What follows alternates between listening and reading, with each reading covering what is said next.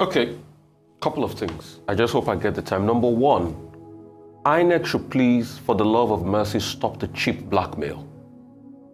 If they're trying to blackmail us now with the elections, why is that when people call their attention to the fact that there were flaws in the process, why didn't they stop then to have a rethink? My name is Okochahappymarcel and this is my channel. That is Rufai Oseni of Arise Television.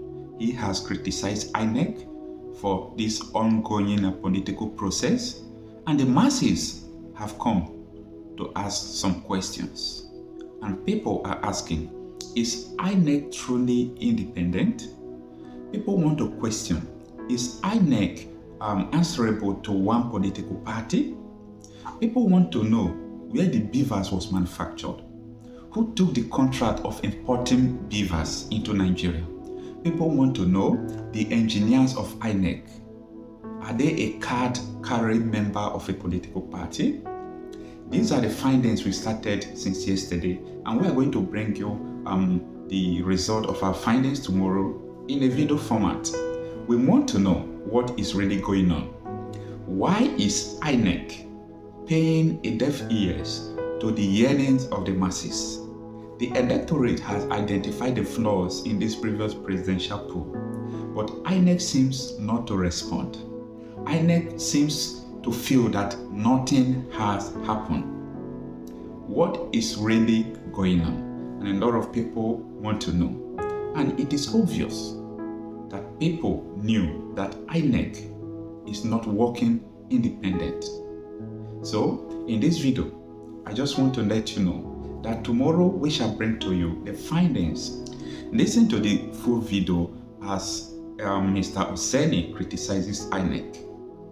Okay, couple of things. I just hope I get the time. Number one, INEC should please, for the love of mercy, stop the cheap blackmail.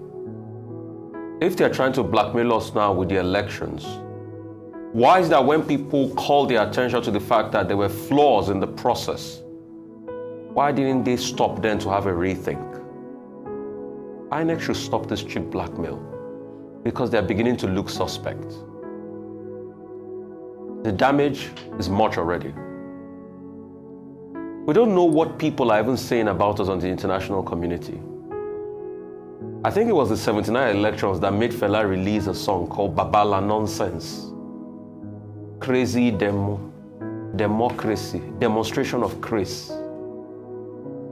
But the sad reality is that over 40 years after, we are still saying, as Fela said, we have turned our democracy into a demonstration of Chris. These same beavers INEC wants to tamper with. There's empirical evidence that says any attempt to reconfigure beavers would disrupt all the information on it. And let's not forget that the pictures of the results were taken on the beavers. So you want to reconfigure. Reconfigure simply means reconfigure the setting, reformat, wipe out most of things there for a software upgrade. So what happens to the pictures taken on the beavers?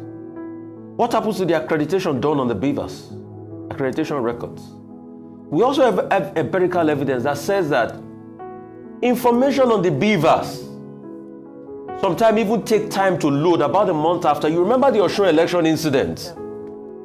That we had a technical expert here that came to tell us that there were even variations in the results given to the party that first requested the beavers information and the backend and the PDP.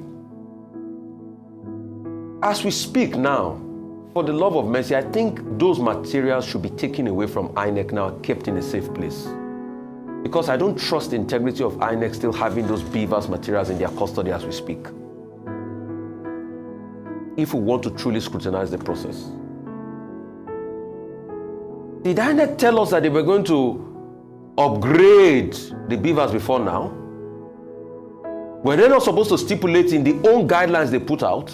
And why do you need to reconfigure the beavers? Is it not the same voting register it will have? And the same polling unit is allocated to? The same INEC that want to reconfigure has not been able to tell us what caused the technical glitch? All of a sudden, the same INEC that claimed that his commission was going to meet to review I've not been able to come out with a review. And now they are so quick to go to courts to vary the hitherto ex parte giving. People should not pee on our backs and tell us it's raining. Because we are fast turning this democracy into a demonstration of craze. Nigerians are not crazy. Let people be able to inspect. If INEC is not ready to do the election, INEC should take the blame, not try to blackmail Nigerians and hoodwink them into thinking that it is without these beavers reconfigured that they will not be able to do what they ought to do. Furthermore, I think we should even investigate this INEC beavers contract, because it's very suspect too. What was the due diligence behind those that were given the contract? How much did every beavers machine cost? How much did it take to align the software in it? How much does it take to run the back end? I think INEC should be open to public scrutiny. And I think the EFCC should also investigate INEC on this beavers machine and everything. But please, in all of this, they should remember, Nigerians are watching. And Nigerians are quiet because they want to believe in the process and trust in the courts. And when they are quiet, they also have a right to protest, like the PDP protested. And that's why I'm very shocked that rather for the APC to keep quiet and their spokesperson to keep quiet, they keep fanning the embers of war and inflaming the situation. For the APC members that forget in a hurry, that are taunting the PDP for protesting and wearing black, saying they are wearing funeral clothes, I am sure they remembered that President Muhammadu Buhari at a point protested. And when he protested, tear gas was used. And that led to the judgment that Femi Falana got, that you don't even need to get permission before you protest. Dr. Abati, you are the legal person. Am I lying on that? We all remember it was that protest, as a result of the inhalation of the tear gas, that led to the demise of Juba Kadibu. Let's not forget, people protested in the past. So if they can protest too in the past, the question is, why is it wrong for the PDP to protest? Why are they making the work even harder for President-elect Bola Tinubu? Because you see, and this is for President-elect Bola Tinubu, I hope these your spokespeople don't lead you astray. Because what they are doing is, they are doing the greatest disservice to you as a person. This is looking too triumphalist. This is looking too vindictive and puerile, to say the very least. This is looking too petulant, that anytime people have a constitutional right to challenge something, you either tell them to go to court and say they don't have any right to talk.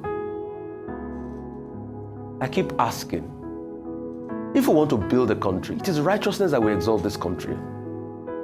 Because the process that a lot of people have complained against favors you now doesn't make it right. And that's why when I asked the APC person here, that was here yesterday, that you claim that they were rigging too in favor of Labour Party in the Southeast. So why don't you just call for a redo of the election if you feel disgruntled? He couldn't talk. That speaks volumes. We should stand for righteousness.